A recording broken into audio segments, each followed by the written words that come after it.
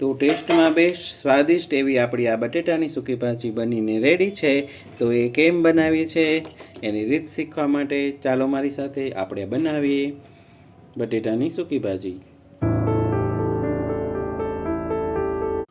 હાલો YouTube family, કેમ છો બધાય? આઈ હોપ તમે બધા મજામાં જશો. તો આજે આપણે બનાવવા જઈ રહ્યા છીએ બટેટાની સૂકી ભાજી. બધાના ઘરમાં બનતી જ હોય પણ બધાની રીત અલગ અલગ હોય છે. અમે કંઈક આવી રીતે બનાવીએ છીએ, તો હું તમને અમારી રીત શીખવાડું કે અમે કેમ બનાવીએ છીએ બટેટાની સૂકી ભાજી. તો વિડીયોમાં આગળ બન્યા રહેજો, આવો મારી સાથે. તો બટેટાની સૂકી ભાજી બનાવવા માટે આપણે જોશે બાફેલા બટેટા 4-5 નંગ છે, બધા રૂટિંગ મસાલા છે, પછી સિંગ શેકેલી સિંગનો ભૂક્કો છે, મરી પાવડર છે, મરચાંની કતરણ, ટમેટા, અડધું લીંબુ, પછી છે અદરક અને આ છે કોથમીર. તો આપણે શરૂ કરીએ બટેટાની સૂકી ભાજી. તો પહેલાં આપણે બટેટાના કટકા કરી નાખશું. એક બટેટામાંથી 4-5 નંગ કટકા કરવાના છે. આ રીતની આ સાઈઝના પ્રોપર કટકા કરશું. પહેલાં આપણે ગેસ ઓન કરી અને એક લોયું ગરમ થવા મૂકી દઈશું અને તેમાં જરૂર મુજબ આપણે 4-5 પાવડા તેલ નાખવાનું છે. તો તેલ ગરમ થાય એટલે આપણે 1 ચમચી જીરું નાખશું, પછી નાખશું 1 ચમચી હિંગ.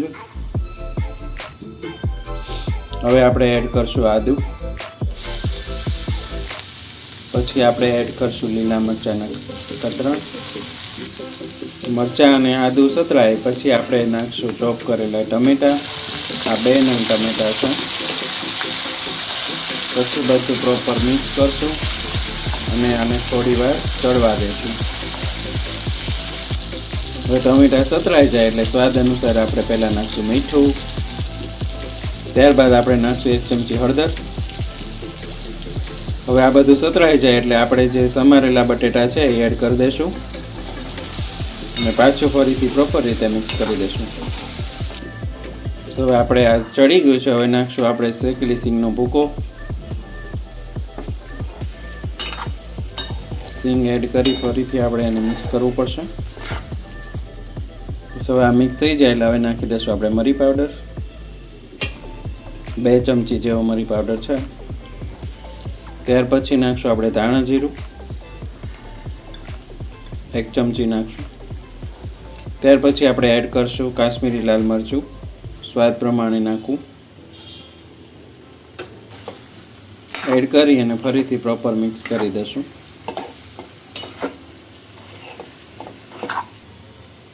ત્યાર પછી આપણે નાખશું લીંબુનો રસ.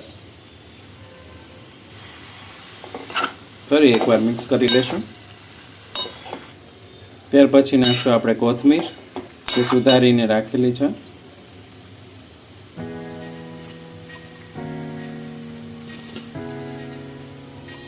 તો આ બનીને આપણી સૂકી ભાજી રેડી છે. હવે આપણે એક ડીશમાં કાઢી અને એને સર્વ કરશું.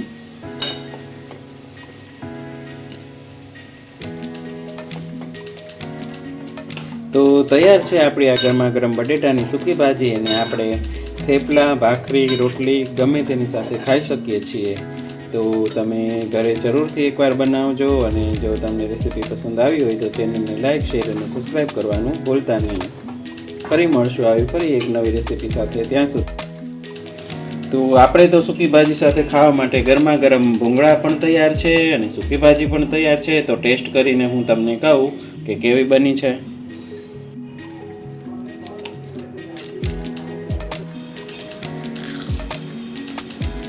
બહુ ટેસ્ટી બની છે.